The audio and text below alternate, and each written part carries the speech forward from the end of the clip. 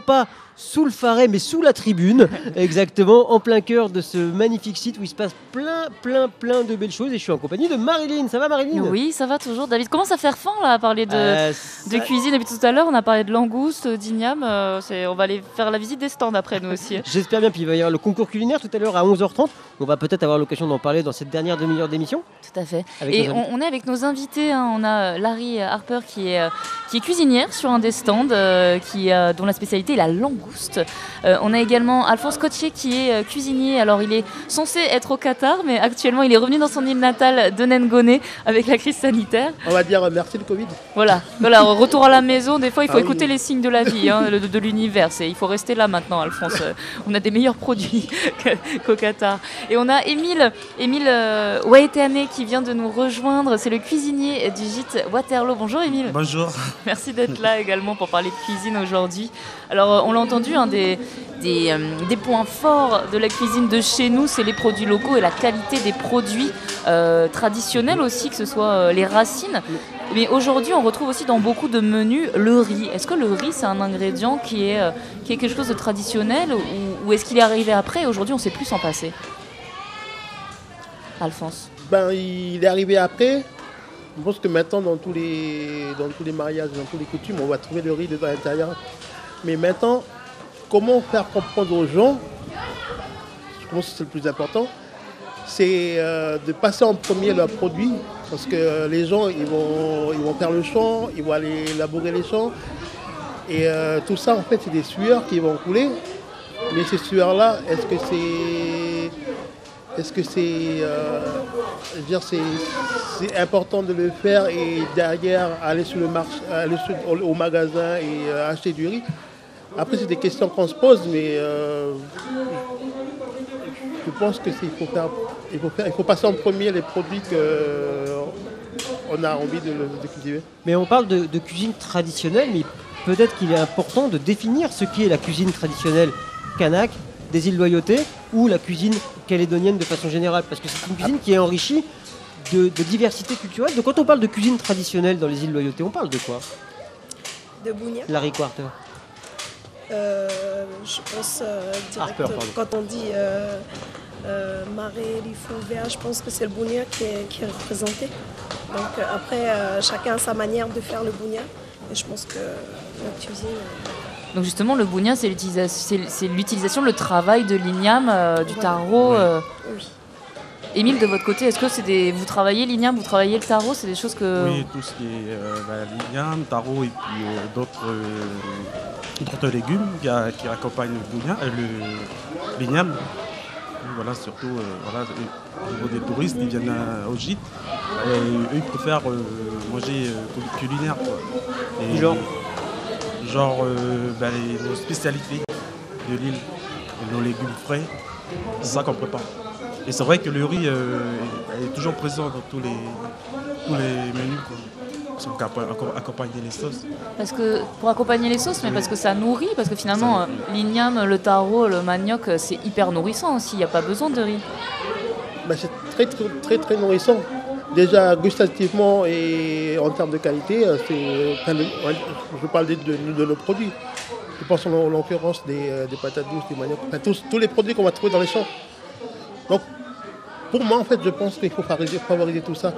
Et là, justement, en fait, je suis en train de travailler là-dessus. Je monte sur tout ce qui est risotto. Donc, du coup, en fait, je fais des risottos à base de patates douces ou risotto à base de l'igname. Et si je remplace le riz par l'igname ou par la patate douce. Et donc, en fait, dans ce terme-là, je parlais de patates douces façon risotto. Donc du coup, je vais le préparer dans le même style que le risotto, sauf qu'à la place, je vais remplacer par les produits qu'on va trouver dans le champ. Alors là, je suis obligé de vous demander comment vous faites. Comment on fait pour faire un risotto à base de patates douces, quoi. Alors, à patates douces, c'est plus simple. Je vais juste couper en petits cubes dans la taille taille d'un grain de riz. Ça va être compliqué, hein. Ah ben si. Ah ouais, on peut. À la cuisine, ça prend du temps, David, pour faire ça correctement. Hein. Ah oui, hein. Vous taillez vraiment, non, pour de vrai, la patate douce de la taille d'un grain de riz? Pour de vrai. C'était une blague à la base, ma question, mais ah oui. Non, mais pour de vrai, parce qu'en fait, dans l'idée, en fait, c'est comment remplacer les produits de chez nous On va remplacer le riz en Ok, fait. ouais. Donc du coup, je coupe la patate douce de la taille de la graine de riz. Après, j'ai des matériels exprès pour. Voilà, vous avez fait passer au couteau, rassurez-moi. Si, après. Ah ouais. Après. Ok. Et du coup, en fait, après, je fais comme un risotto normal. Sauf Alors, que c'est comment comme un risotto normal? un risotto normal, le risotto normal, quand on parle de risotto normal, c'est des oignons qu'on va faire suer avec du beurre. Après, on va rajouter le riz à l'intérieur. Donc les patates. Donc, je remplace par les patates. Ouais. Et puis après, déglacer avec du vin blanc. Sauf Ouais. que là, je n'utilise pas du vin blanc. Ah, Soit j'utilise du fumet de poisson, ou soit des fonds de volaille, ou des fonds que j'ai récupéré en fait les os ou les têtes de comment on appelle, les poissons pour faire mon fond, pour justement mouiller Ma patate douce. Et après, lait de coco. Après lait de coco. Waouh, 100% local. Enfin, ça peut être 100% local. Quoi. C'est Même le fond de poisson, on peut le faire localement. Tout à fait, tout à fait. Incroyable. Ça vous inspire, ça, Émile? Ah oui, ça nous inspire et je suis content d'avoir des personnes comme Côté pour partager ses savoir-faire, quoi, hein. Il y a de l'expérience au niveau des repas. Et vous aussi, vous avez certainement un conseil à lui donner ou un truc à vous, le truc à vous, votre spécialité. Parce que quand même, Émile, je ne sais pas si on peut le citer, mais vous êtes cuisinier dans un site bien connu dans le sud, à la tribu d'Eni. Vous êtes considéré comme un très très bon cuisinier. Donc vous aussi, c'est quoi votre truc à vous? Moi, c'est plutôt culturel, quoi, au niveau de mes menus. C'est au niveau, par exemple, il y a toujours des légumes, de l'igname, toujours de la banane frite qui accompagne le repas, même si c'est des fruits de mer, du poisson. Et il faut toujours des produits locaux. Après, au niveau de la crème, je ne vais pas trop acheter de la crème au magasin, mais voilà, il y a le lait de coco qui peut servir de crème. le lait de coco fait maison? Fait maison, oui. Ah oui, en râpant la coco, à partir de la coco vraiment. Oui. Ça prend du temps, ça? C'est toute la journée pour cuisiner? Non, pour même une demi-heure. Si on est lancé, il faut prendre une demi-heure. Ah, il faut le coup de main, Marilyn, le coup de main. En une demi-heure, on a assez de lait de coco pour faire un plat pour, je sais pas, 10-15 personnes? Ouais. Ah À là, mon avis- oui, il faut travailler, alors À mon faut avis, que je le plus long- m'entraîne. à mon avis, le plus long, c'est de couper les patates en forme de grain de riz. Hein. Et vous, Larry, c'est quoi votre truc à vous alors? On a parlé de la langouste, mais bon. Elle a dit c'est secret. Ah, Ouais. Ah bah, on n'est pas- Moi, après, il y a le bougna que j'arrive à maîtriser. Et c'est une recette de grand-mère. C'est héréditaire en fait. Alors, est-ce que le secret, c'est la cuisson dans le bougna? c'est un oui, mais je sais pas si je peux dire. t'as vu. Je sais pas Si. si je peux. C'est cuisson traditionnelle aussi? Oui, fait de bois et tout. Vous avez déjà proposé des bougnats là-bas au Qatar? Vous avez Non, déjà du fait tout. ou ailleurs? Non, Non. j'ai pas essayé. Pourquoi? Parce que déjà, on ne trouve pas les produits d'ici. Vous avez dit clairement. qu'on trouvait de l'igname. Si, on trouve de l'igname. Mais faire un bon truc avec les produits d'ici, c'est différent. C'est très très différent.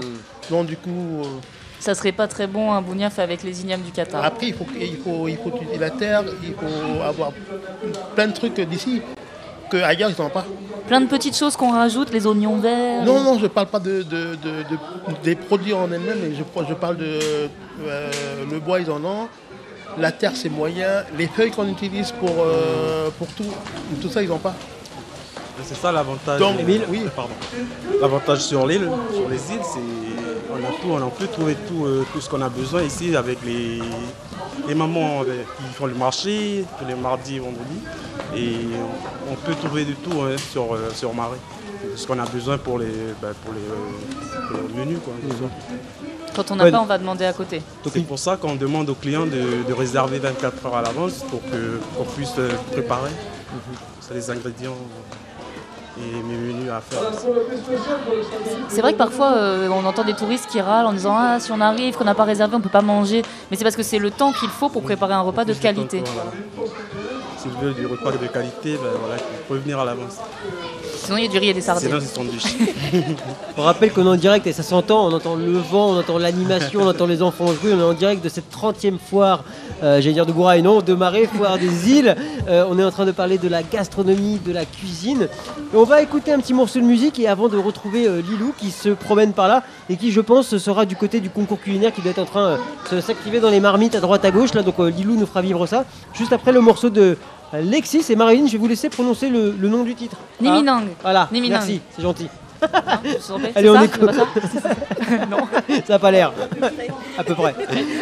Merci en tout cas de vous être lancé. On se retrouve juste après en radio et en télé, donc toujours en direct de cette merveilleuse foire des îles. Je m'appelle Wahoui Ernest Madoué, j'ai 33 ans et je vis dans la tribu de Khodje Lifou. Après avoir poursuivi ses études supérieures à Nouméa et travaillé plusieurs années sur la Grande Terre, Madoué et sa famille ont décidé de revenir vivre sur Lifou. En fait, retourner au milieu tribal, c'était ce que j'avais en tête depuis mon départ de Lifou pour les études et pour travailler. J'ai une grande responsabilité avec le grand chef du Lossi. C'était aussi une des raisons pour laquelle je suis revenu ici. En fait, je voyais, moi, en étant sur Nouméa, qu'on avait quelque chose qui était en train de se perdre ici sur Lifou, au côté culturel et côté coutumière, tout ce qui est traditionnel. Je voulais revenir pour essayer de garder tout ça, parce que c'est cette base-là qui m'a construit, en fait, qui a fait ce que je suis aujourd'hui. Au quotidien, on va dire que mon premier souci quand je me réveillais le matin, c'est de mettre quelque chose dans l'assiette de mes enfants. La plupart de la journée, on est au champ. Quand il fait beau et quand il fait 3 nœuds, c'est la pêche. Quand il fait un peu mauvais et tout, quand il y a du vent, c'est la chasse. Ah oui, ça j'avais oublié. On fait le pain aussi. Et la recette de ce pain marmite est une recette familiale. Donnée par la grand-mère de Madoué à sa femme Rosiane, il s'agit aussi du point de départ d'un projet professionnel que la petite famille souhaiterait mettre en place sur l'île. Ce qu'on voulait lancer à la base, c'était de la restauration locale pour pouvoir écouler les produits déjà que l'on cultive. Ma grand-mère qui elle fait du pain traditionnel, qui a voulu donner ça à ma femme et du coup on s'est lancé dans une entreprise, une petite patente de boulangerie. Du coup là en ce moment on fait du pain. En fait c'est du pain brioché au raisin. Des raisins, de la farine, du beurre, du sucre, du lait. Et voilà, moi mon rôle c'est de faire le pain, quoi. C'est lui qui prépare le bois, le four. Ils m'aident beaucoup. Hier, j'ai eu des clients et donc du coup, après la cuisson, là, je vais livrer à la tribu de Hunoeb, à Wiwatoul et à la tribu de Mou. Revenir ici sur Lifou, c'est pour moi revenir se ressourcer et revivre la façon dont nos vieux y vivaient avant. Et puis voilà, on vit ici sur l'île. Franchement, je suis content d'être d'ici.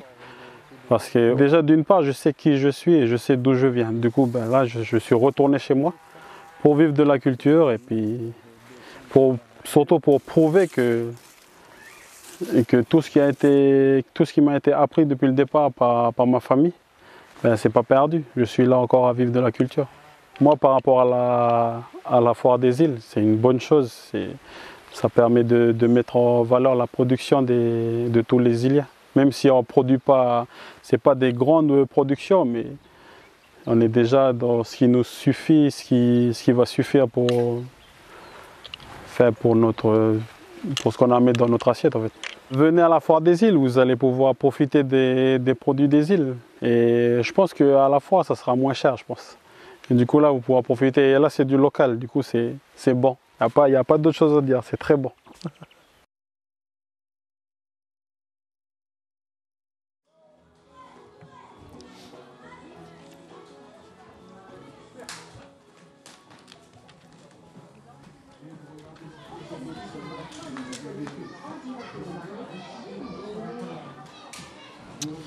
Et oui, à mon avis, un Lilou qu'on va retrouver le nez au-dessus d'une marmite, à mon avis.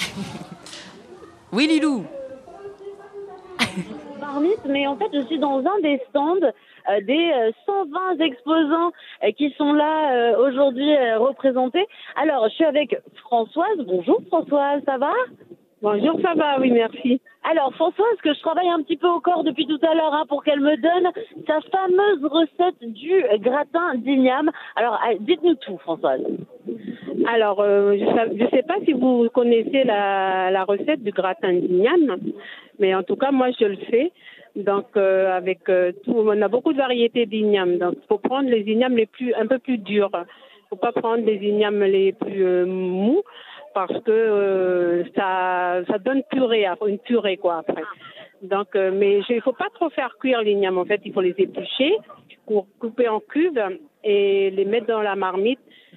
Comme si vous voulez, il faut les blanchir quoi l'igname. Donc, je les fais blanchir. Je prépare à côté ma sauce béchamel pour incorporer après avec l'igname. Donc, il faut parler de la sauce béchamel peut-être. Donc voilà cette fameuse sauce. Mais bon, normalement c'est top secrète la sauce béchamel. Mais moi je vais faire ma façon, donc il n'y a pas grand chose à faire. Tout le monde sait faire une sauce béchamel. Donc moi je fais avec la maïzena, des œufs et puis je mets un peu pour beaucoup quand même de poivre, moins de sel par contre, parce que je sais pas cuisiner salé. Ouais, même épicé. Donc, je mets beaucoup de poivre, mais pas beaucoup de sel. Donc, je mélange tout ça et je mets juste quand même un petit peu de crème liquide. Et c'est ça ma sauce béchamel en fait. Donc, quand vous avez blanchi les ignames, vous mettez dans un plat pour gratin. Ensuite, vous mettez la sauce. Vous pouvez incorporer soit des lardons si vous voulez, hein, mais bon, c'est pas la peine. Oui, bien sûr. Des lardons ou même un peu de poulet, si vous prenez des morceaux de poulet, il faut émietter les poulets. Après, vous recouvrez avec la sauce et mettez un peu de fromage. Moi, je mets pas trop de fromage, mais beaucoup de pain. Les pains, voilà, un peu de chapeur dessus et puis je remets au four. Et c'est 10 minutes pour moi. Ah bon? Oui, bien sûr. Comme on l'a blanchi, ça cuit plus vite, parce que ça cuit plus vite l'igname. Parce que pour le bougna, ça doit cuire au moins 1h30, donc pourquoi c'est aussi long? Parce que dans le bougna, ils mettent quand même du poulet congelé, ou c'est pour ça que ça prend un peu de temps. Mais si vous faites pour vous toute seule ou deux personnes, c'est moins de temps, voilà. Pour moi, c'est 10 minutes quand je fais que pour moi toute seule. Ah, ben Françoise, elle m'a donné bien l'idée de faire le petit gratin d'igname en 10 minutes. Parce qu'en plus, c'est sûr, hein, comme on est des femmes très occupées, hein, et Françoise aussi, puisqu'elle travaille, et puis à la fois, elle est ici sur la foire pour cette 30e édition de la Foire des Îles. Donc, c'est vrai qu'on a moins le temps de passer des heures et des heures à la cuisine. Bien sûr, voilà, c'est pour ça que pour faire cuisine vite fait, je prépare ça. Voilà. Avec toutes les variétés d'ignames qui sont évidemment encore disponibles, mais par contre, va falloir commencer à se dépêcher parce que il reste de moins en moins de produits sur cette foire des îles. Alors, dans le stand de Françoise qui est très bien décoré, vous allez pouvoir retrouver à la fois des aubergines qui viennent de son champ, il y a des ignames, il y a des oignons verts, il y a des avocats évidemment, des bananes poingo, des carottes, enfin bon, bref, vous l'avez compris, il y a de quoi faire à manger aujourd'hui. En tout cas, moi, ça m'a ouvert l'appétit. Je sais pas vous, mais avec Françoise, on va y aller, hein. Alors, bonne fin de journée à vous tous. Et puis, à tout à l'heure. Merci Lilou. Merci Lilou. Donc on sait que déjà nous on pourra pas manger à midi. Si vous passez avant nous, il y aura plus rien. C'est ça. On le connaît. Ça sera 13h. Nous on l'appelle Pac-Man carrément à la radio. Je vais demander à Émile de me réserver un repas. Ou à Larry à qui on a dit au revoir, Larry Harper, puisqu'elle est partie s'occuper de son stand parce qu'on arrive près de l'heure du repas et il y a plein de choses à préparer aussi. Comme on l'a vu tout à l'heure, la bonne cuisine, ça prend du temps. Et à sa place, on accueille tout de suite Evelyne Tanaena qui est de l'IFU. Bonjour Evelyne. Bonjour. Bonjour Evelyne. Qui est aux couleurs de l'IFU d'ailleurs. Aux couleurs de l'IFU, de la délégation de l'IFU. Et Evelyne, vous êtes venue présenter le menu qu'ont préparé les mamans de l'IFU pour le concours culinaire tout à l'heure. Alors racontez-nous un petit peu ce menu. On a préparé ce menu pour aujourd'hui. Je vais vous présenter le menu qu'on a préparé. Ouais. Comme entrée, il y a la salade de fleurs de bananier. La salade de fleurs de bananier, ça c'est original. Oui, voilà. Salade de fleurs de bananier. C'est toujours à base de jus de coco. Et plat de résistance, on a préparé le filet de poisson au jus de coco plus rissolet de patates douces. C'est toujours à base de jus de coco. Et puis, j'ai oublié de vous dire aussi pour l'autre salade de figues sauvages. Waouh. C'est le dessert ou c'est l'entrée? Non, c'est l'entrée. L'entrée avec l'entrée. Avec la salade de fleurs de bananier. Et comme dessert, c'est le vailolo. Vailolo, c'est quoi vailolo? En fait, vailolo, c'est deux prénoms de deux mamans de l'IFO. Il y a une qui s'appelle Vaillé, puis il y a une qui s'appelle Lolo. Et puis on a inventé ce... C'est leur création? C'est leur création, voilà. Ouais. C'est le papaye, c'est toujours les papaye corosol, et puis c'est toujours à base de jus de coco, avec du citron. C'est tout. Donc c'est une salade papaye corosol. Oui, voilà. Vous avez parlé de la fleur de bananier, ça aussi, ça fait partie des aliments que, en tout cas, c'est beaucoup cuisiné dans les Antilles, mais alors en Calédonie, très très peu. Est-ce que vous, Émile, Alphonse, ou vous, Evelyne, c'est quelque chose que vous utilisez beaucoup dans votre cuisine au quotidien? Je sais que c'est à l'IFO c'est plutôt à l'IFO, hein, ma marée. On n'a jamais fait que la salade de feuilles de bananier. De fleurs de bananier. Oui. Mais alors c'est cuit, c'est cru, c'est comment? C'est cru. C'est haché, c'est comment on prépare la fleur? La fleur de bananier, la veille, on prépare déjà, on décortique le bout de la fleur. Ce qui est rouge, le gros losange rouge. Voilà. On prépare déjà la veille. On trempe dans du vinaigre et puis de l'eau. Et puis le matin, on prépare déjà, on coupe un petit morceau. Voilà, on découpe la fleur de bananier. Et puis en même temps, quand on coupe, on met du jus de citron pour qu'elle n'ait pas, qu'il ne se noircisse pas la fleur de bananier. Pour la protéger, pour empêcher de s'oxyder. Voilà. Et après, c'est mélangé, vous avez dit, avec des figues sauvages. Vous les avez ramenées de l'IFO? Non, oui, on a ramené de l'IFO. C'est une autre salade. C'est une autre salade. Ça, on fait bouillir les figues. Ah, vous faites bouillir? Oui, on fait bouillir. Après, on mélange avec du jus de coco et puis des œufs. Et ces figues sauvages, elles sont sucrées ou elles sont acides, elles sont amères, elles sont comment? Non, c'est un peu sucré, mais pas amer. Pas trop. Les figues sauvages, quoi. Vous, Alphonse, les figues sauvages, les fleurs de bananier, c'est des choses que vous utilisez dans votre cuisine? Non, pas du tout. Aux Antilles, beaucoup. À l'IFO aussi. Sur Marais, pas trop. Mais moi, je préparais en confit. Plutôt en confit. En confit les figues sauvages? Non, pas du tout. Les fleurs. Oui, les fleurs de bananier. On faire confire tout doucement avec le lait de coco, mais à une cuisson qui va durer de 7 heures. Wow. 7 heures de cuisson, mais en feu doux, tout doucement. Parce qu'en fait, dans l'idée, c'est pas de casser les fibres, c'est de garder en fait la fleur de... Justement, comme elle a bien précisé tout à l'heure, parce qu'en fait, c'est pour éviter en fait cette noirceur du produit. Et après, le poisson, juste le poisson au-dessus, jus de citron avec... eux, ils travaillent beaucoup sur les parach, c'est bien ça? Parach, c'est quoi? Les fourgères, les cœurs de fourgère en fait. Langue de bœuf. Des langues de bœuf.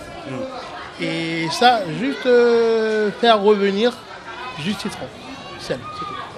Ça suffit. Avec le poisson bien frais dessus sur les cœurs les feuilles les fleurs de bananier confit. Ça, c'est une vraie utilisation traditionnelle des produits. Oui, ça fait rêver, quoi. Et donc ça, c'est du savoir de l'IFO, vraiment, parce qu'on l'a dit à Marais, ça, c'est pas des recettes qu'on utilise. Comment vous expliquez ça? Que l'IFO, Marais, finalement, vous avez une histoire quand même très commune, gastronomique ou autre.